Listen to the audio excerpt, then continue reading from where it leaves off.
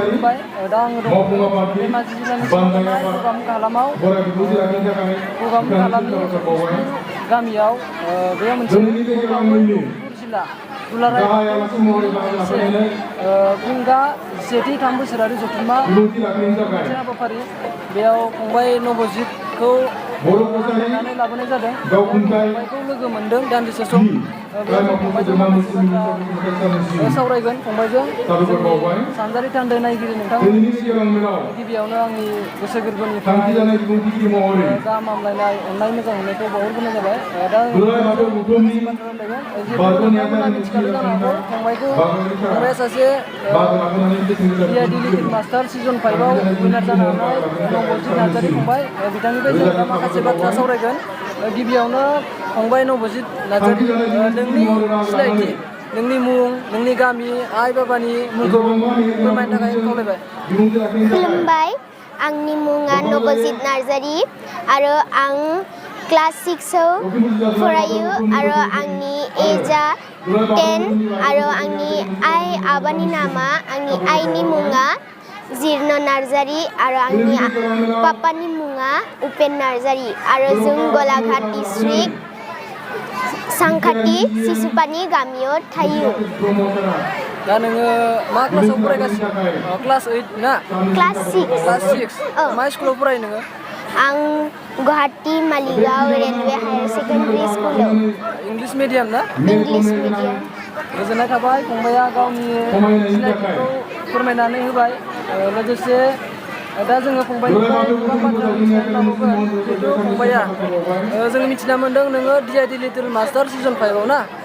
winner जानो हादोंमोन ना बैखिनि उइनार जानो हानायाव नोंखौ सोर बांसिन हेफाजाब होयोमोन आंनि आइ आरो पापा आरो आंनि आब' आनै आमाइमोन आंखौ जोबोद सापर्ट खालामो आरो आंनि मेम सारमोनाबो आंखौ जोबोद सापर्ट खालामदोंमोन आरो भटनि टाइमाव आंनि आमाइमोना बहुद खस्थ' खालामदोंमोन आरो आमाइमोना पुरा माइक लायै भट होनो बेखौनो रायजो राजाफोरखौ खावलायबाय आरो बेहायनो आमाइमोनानो आरो आंनि आइ आबा आरो बयबो रायजो राजाया सापर्ट खालामबाय आंखौ कचिंफोर लादोंमोन नामा मोसानायनि आं कचिं लादोंमोन आं फार्स्टआव आंनि आब'जों मोसायोमोन बबेयाव लादोंमोन कचिंखौ आं कचिंखौ फार्स्टआव आं आब'जों मोसायोमोन बिनि उनाव आं आंनि सार आरो मेमजों माने टिचिं लादोंमोन सार मेमनि नामा मामोन सार मेमनि नामा दीपिका मेम आरो रे सारमोन जोंनि बे गगामुख हालामाव फैदोंना दा फैनानै गोसोखौ माबायदि मोनदोंमोन आंनि मोजां नांदो दा आं आरो नायनोसै दा बयबो आंखौ एसां अनदो आरो एसां गोबां भट होना दिनै आंखौ DID लिटिल मास्टारनि उइनार खालामबाय बिनि थाखाय बयखौबो आंनि गोसो गोरबोनिफ्राय खुलुमनाय आरो अननायखौ बावहरबाय गोजोननाय थाबाय फंबायनिसिम आरो जोङो फंबायनिफ्राय गोबां बाथ्रा मिथिनानै लाबावनि नबजित नोङो नोंनि इयुनाव नों मोसानायखौ लानानै नों मोसानाय केरियारखौ लानानै इयुनाव नों माबायदि मा जानो सानो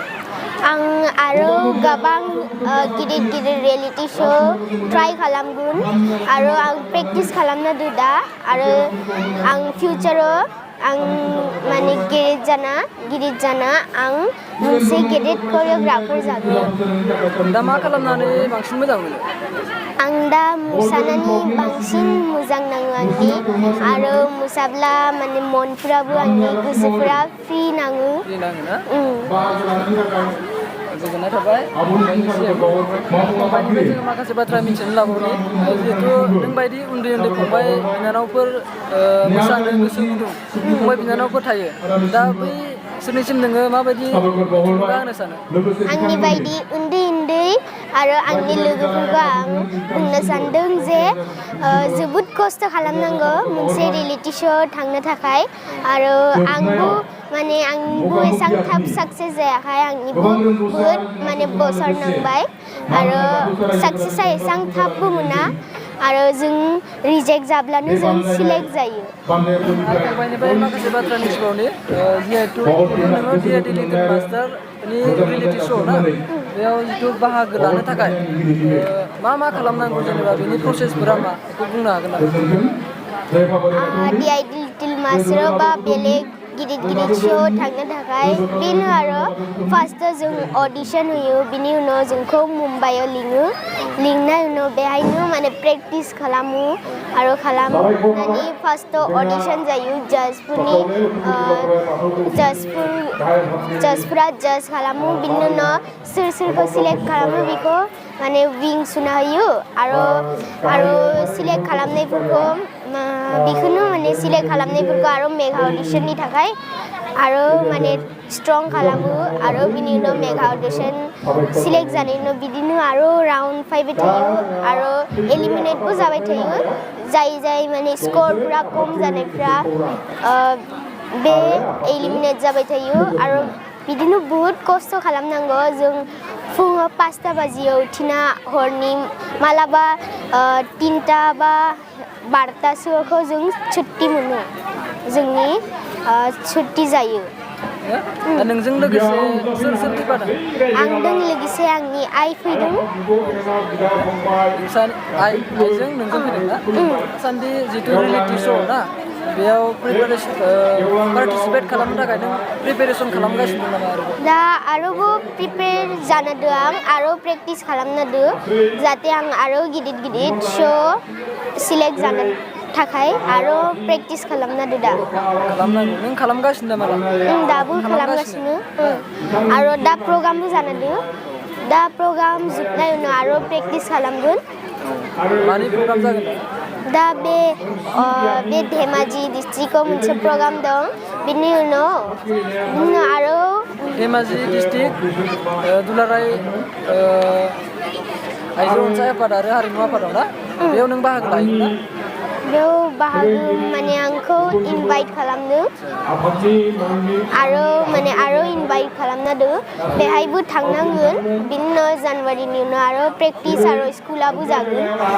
जोबथियाव फंबायनिफ्राय आरो मोनसे बाथ्रा मिथिबावनो जिहेतु जोंनि सानजारि थान्दै नायगिरि बिथांमोनखौ नोङो मा बुंनो सानो सानजारि थान्दै रायजोफोरखौ बयबो बे भिडिअखौ नायदोंब्ला प्लिज लाइक खालामना हो आरो सानजारि थान्दै चेनेलखौ सापर्ट खालामना हो आदानि चेनेलखौ सापर्ट खालामना हो बयबो लाइक खालामना हो आरो साबस्क्राइब खालामना हो खुलुमबाय गिबियावनो सानजारि थान्दै नायगिरि बयनिसिमबो आंनि गोसो गोरबोनिफ्राय अननाय मोजां मोननायखौ जासिहरग्रोबाय दा आंजों लोगोसे दङ जिहेतु जों बयबो मिथिगौ DID लिटिल मास्टार Season-5 2022 आव देरहासार जानो हानाय फंबाय नबजित नार्जारिनि आंगोनि बिमा बेजों आं दा लोगोसे दंफैयो धेमाजि जिल्लानि सिङाव थानाय गगामुग हालामनि जतिसपुर गामियाव बेयाव मोनसे बोखावै लखिमपुर जिल्ला दुलाराय बाथौ गौथुमनि 17थि 3 बोसोरारि जथुम्मानि दिनै जोबथि साननि हाबाफारि बेयाव आङो दंफैयो आंजों लोगोसे नबजित नार्जारिनि आंगोनि बिमा दङ दा बिथांजोनिफ्राय जोङो माखासे गोबां बाथ्रा मिथिनानै लागोन गिबियावनो मादैनिफ्राय मिथिनानै लानोसै जिहेतु नबजित नार्जारि फंबाया DID लिटिल मास्टार Season-5 आव जिहेतु देरहासार जानो हादों 2022 बेयाव मादैया गोसोखौ माबायदि मोन्दों जिहेतु नोंथांनि फिसाला नबजित नार्जारिया देरहासार जानो हादों बेयाव नों गोसोखौ माबायदि मोन्दों खुलुमबाय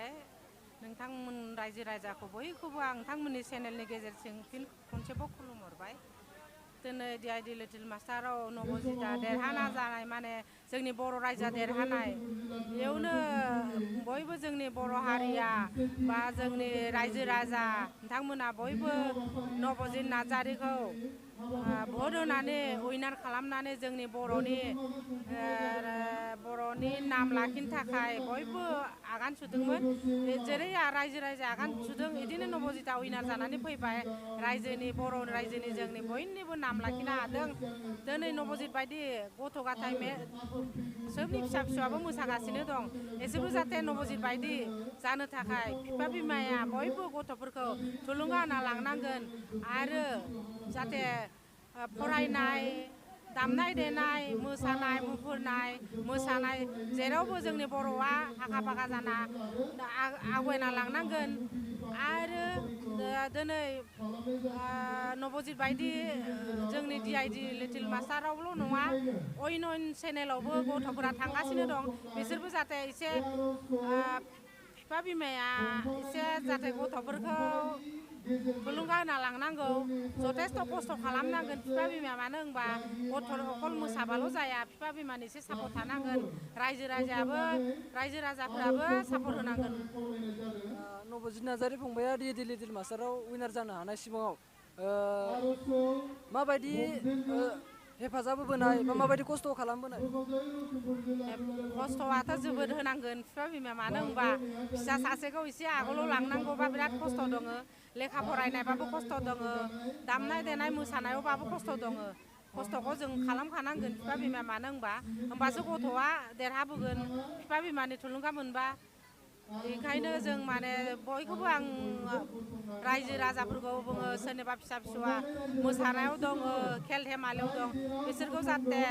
जों नबजितखौ जेबायदि हेफाजाब होना लांदों बिफा बिमाया बिदिनो बयबो गावनि फिसाफोरखौ हेफाजाब होना लांनांगोन होमबासो जों हारिनि नामखौ लाबोनो हागोन जोंनि बर'आ आगानसे आगानै सुनानै जाहाथे आरो गोजौ लेभेलाव थांनो हायो बर'फ्रा जोंनि फंबाय नबजितनि मोसानायखौ लानानै इयुनाव माबाफोर सिमां नुदों नामा सिमाङाथ' बिदि दा सानथ'नो हाया आं सिमाङाथ' नुदों नुनाया नुबाबो दा जेसेबां नबजितनि थांनो गोसो जायो एसेबां गोजानाव लांनांगोन मानो होनबा दा नबजितआसो मोसायो जोंथ' मोसाया जों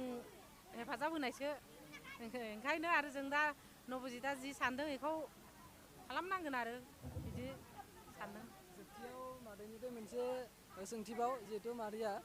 जोंनि बे धेमाजि हालामाव फैनानै गोसोखौ माबायदि मोन्दों जोंनि थासारिफोरखौ माबोरै मोन्दों दिनै बाथौ गुथुमाव धेमाजि जिल्ला बाथौ गुथुमाव फैनानै